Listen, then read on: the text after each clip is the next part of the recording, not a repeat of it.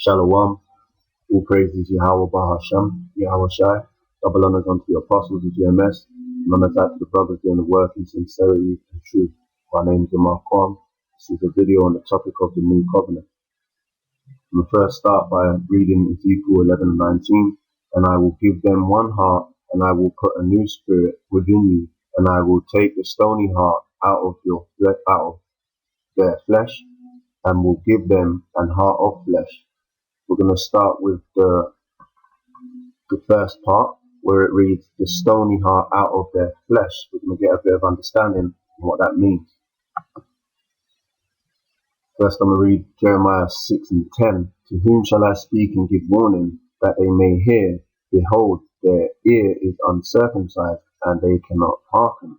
Behold, the word of the Lord is unto them a reproach. So our people, they despised the name of the Most High and His law. They have no delight in it. Let's move on. Zechariah 7 and 11. But they refused to hearken, and pulled away the shoulder, and stopped their ears, that they should not hear. Yea, they made their hearts as an adamant stone. Now, when it talks about adamant stone, it's really a metaphor for having being hard-headed, lest they should hear the law and the words which the Lord of hosts have sent in His Spirit by the former prophets. Therefore came with a great wrath from the Lord of hosts. All right, so the Lord punished Israel for being hard-headed.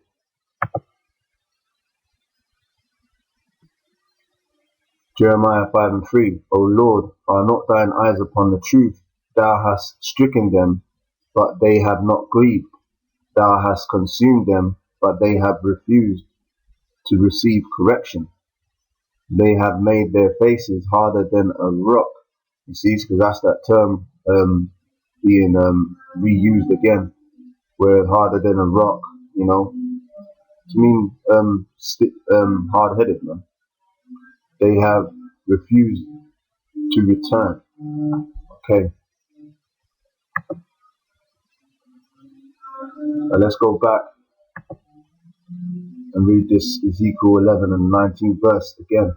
And I will give them one heart, and I will put a new spirit within you, and I will take the stony heart out of the flesh, being that it means hard-headed or rebellious, and will give them a heart of flesh. Now let's look at what the heart of flesh is talking about. Jeremiah 32 and 40. And I will make an everlasting covenant with them, that I will not turn away from them to do them good, but I will put my fear in their hearts, which the fear would be the law and the commandments and statutes, man. All right, having discipline through the law or order, that they shall not depart from me.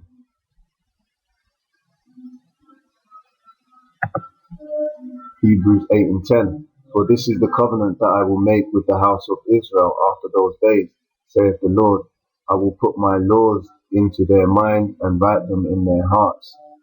And I will be to them a God, and they shall be to me a people. Alright?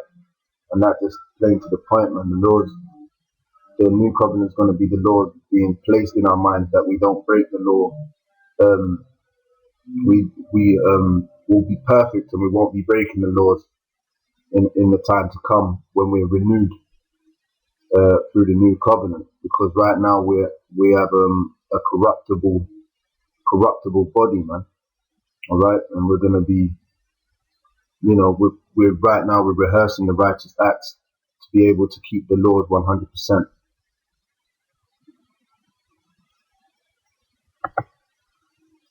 I'm going to bring it home with this scripture, because the only way to purge your way is through YAHAWASHI, which is the mediator between us and the Most High, you know, who died for us.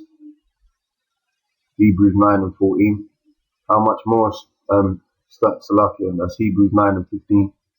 And for this cause, he is the mediator of the New Testament, that by means of death, for the redemption of the transgressions that were under the first testament, they which are called might receive the promise of eternal inheritance. All right, so part there where it's saying which are which are called, that doesn't include everyone. It only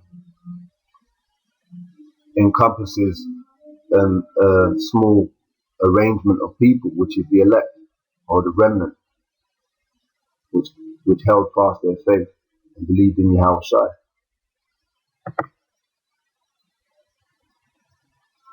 I'm going to close up with this scripture, Hebrews 10 and 26. For if we sin willfully, after that we have received the knowledge of the truth, there remaineth no more sacrifice for sins. So even though you might have the name, and you're basically rehearsing the righteous acts, you got to make sure that you're not sinning willfully, And with that, I'm going to say shalom.